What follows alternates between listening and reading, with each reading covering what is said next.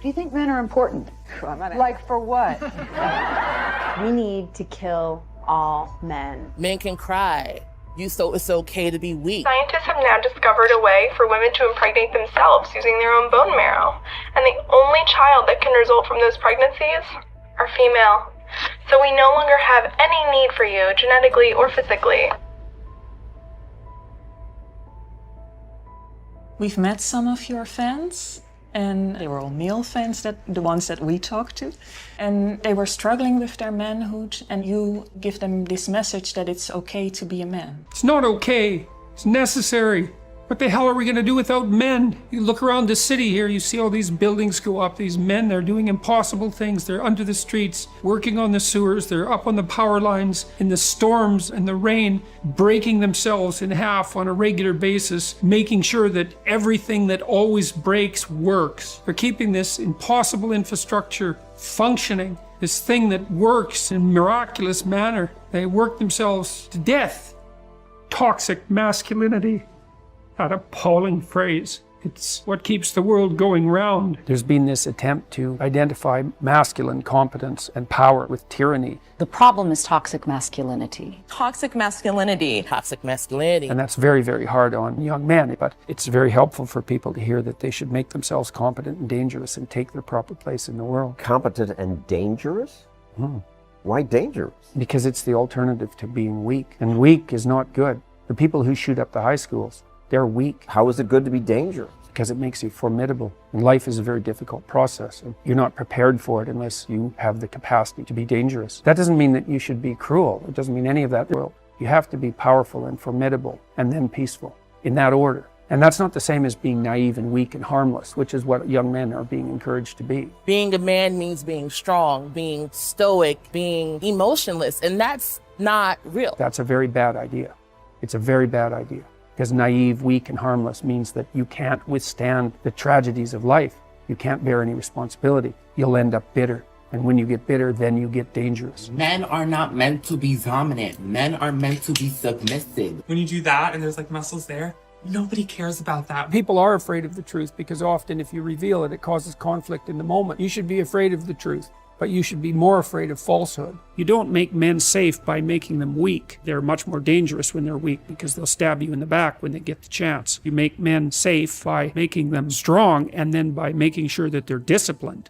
It's the men that have the most aggressive and fearless temperaments that can be the best men, but it's like having a very powerful dog. You better discipline it because otherwise it's going to be a monster. There's a big difference between letting people do something for themselves and saying men should be dangerous. By dangerous, that implies I should be ready to threaten someone, to hurt somebody. No, you should be capable of it, but that doesn't mean you should use it. There's nothing to you otherwise. If you're not a formidable force, there's no morality in your self-control. If you're incapable of violence, not being violent isn't a virtue. People who teach martial arts know this full well. If you learn a martial art, you learn to be dangerous, but simultaneously you learn to control it. Both of those come together. And the combination of that capacity for danger and the capacity for control is what brings about the virtue. Otherwise, you confuse weakness with moral virtue. I'm harmless, therefore I'm good. It's like, no, that isn't how it works.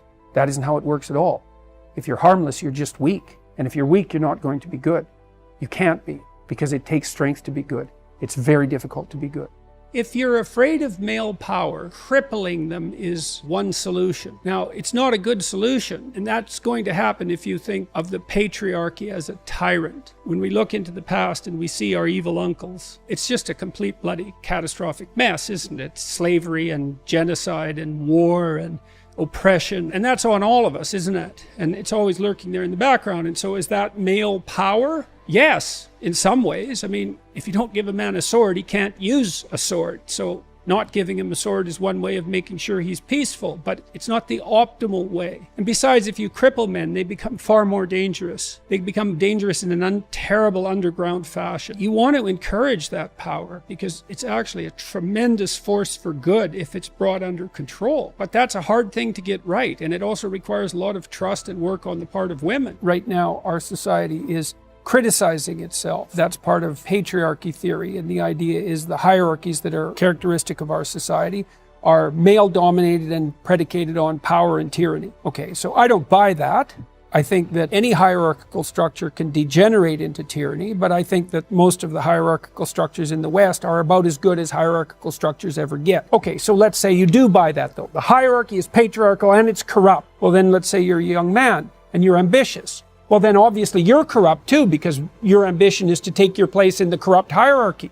And so because the hierarchies aren't tyrannical and because they're based on competence, your ambition, if you have any sense, is actually to become competent. But if you confuse that with a power drive, and there's tremendous confusion about that, then you confuse young men because they think if they're ambitious and they want to get ahead, let's say, they want to be useful and competent, that they're somehow buying into the tyranny. So you actually punish the young men for their virtues. And I actually think that that's part and parcel of this critical process, because I think that one of the things that drives the people who are theorizing about the tyrannical patriarchy is that they absolutely detest competence. And it's a deep war. So it's very annoying. It's very hard on young men. A harmless man is not a good man. A good man is a very, very dangerous man who has that under voluntary control. So I gave a speech. One of my very good friends got married. And at this speech, I was talking about what it was to be a man, when I felt like I was a man. And I said there was 3 things that I felt let me transition from being mentally insecure about who I was as a person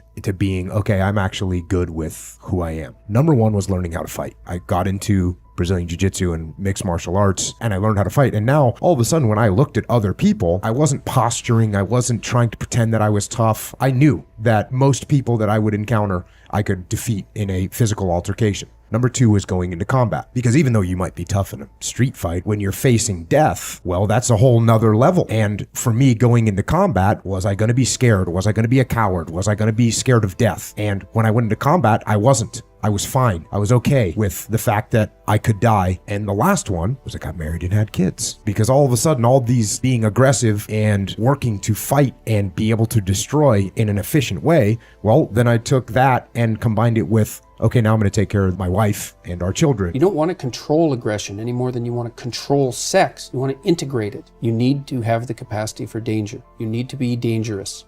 But you need to learn how to not use it except when it's necessary. And that is not the same as being harmless. Harmless, that's a terrible virtue. There's nothing virtuous about harmlessness. It just means you're ineffectual. It's very useful to tell everyone, not just men, that they have an important role to play, a necessary role, and that if they act properly and honestly and forthrightly, that they can put their lives together and they can help their families and they can make their communities better. I like men a lot. I mean, I have nothing against them. I think they're great. This is going to get me in trouble with all the women, but I think that women, they make unreasonable demands on men and they don't make reasonable demands of themselves. I'm the guy, man. I'm watching pornography and getting off. It's like, what a man.